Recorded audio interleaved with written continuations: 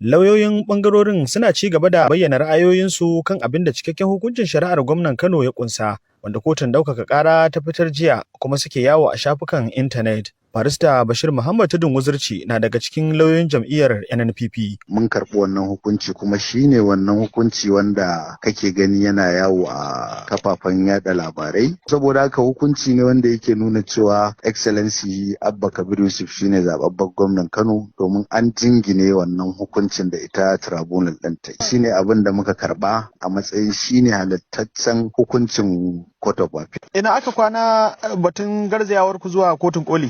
To ka san kamar yadda na gaya maka jiya me muka karba da yamma, kuma har yanzu muna nazari mu ga menene abin da za mu ɗauka na mataki na shari'a. To sai dai jam'iyyar APC na cewa duk da kasancewar bata samu takardun hukuncin a hukumance ba, barista Abdullahi Adamu Fage, ɗaya daga cikin lauyoyin jam'iyyar, ya ce daga abin da ya karanta a social media su ne da nasara. Peji 72 ne jojinan din nan. Shi mai yawo a social media. Sannan gaba ɗaya tun daga lokacin da aka fara daga page 1 har ƙarshe duk findings, wato duk wani gu da kotu ta cimma wata matsaya a kai. Ta cimma matsaya ne saɓanin shi appeal ɗin da suka yi suna complain cewa ga matsala. Duka inda suke cewa da akwai matsala, kotu ta tabbatar da ba matsala kuma ta yi resolving, wato ta yi reaching decision in favor of APC. Sai a wannan peji ɗayan ne aka samu wannan kuskuren. Shi kanshi a peji ɗayan da aka samu kuma wannan kuskuren, na duba shi paragraph ne kusan guda 5. A paragraph 5 ɗin nan, paragraph 3 shi ma duk an yi shi in favor of APC. A paragraph 2 ne aka samu tuntuɓan harshe. Saboda da farko a wannan pejin da suke ta magana a kai ɗin, Court of Appeal ta ce appeal of the appellant last merit. Ta ga ma'ana shi wannan appeal ɗin da sai ba shi da ma'ana, ba shi da wani sakan. Amma barista Bashir na NNPP ya ce da mamaki a ce alƙalin kotun ɗaukaka ƙara zai iya yin kuskure. Idan misali ko kuskure ne alƙalai suka yi,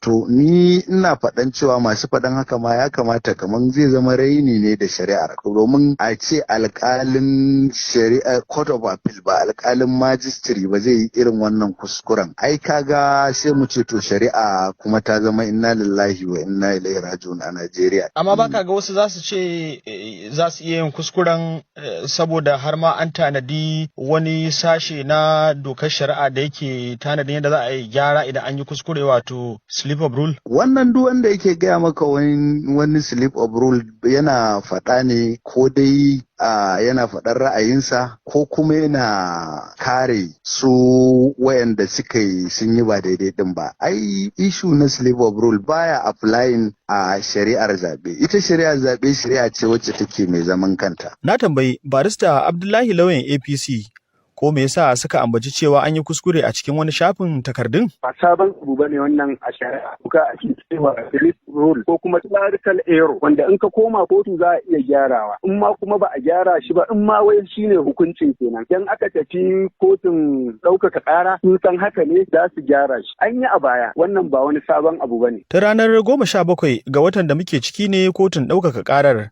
da yanke hukuncin da ya baiwa APC nasara, inda NNPP suka nuna rashin amincewa da shi. Tuni sauran lauyoyi da sauran al'umma su ma suke ta bayyana ra'ayoyinsu, musamman a shafukan sada zumunta na intanet game da wannan al'amari. Zaharaddin Lawan, BBC Hausa, daga Kano a Najeriya.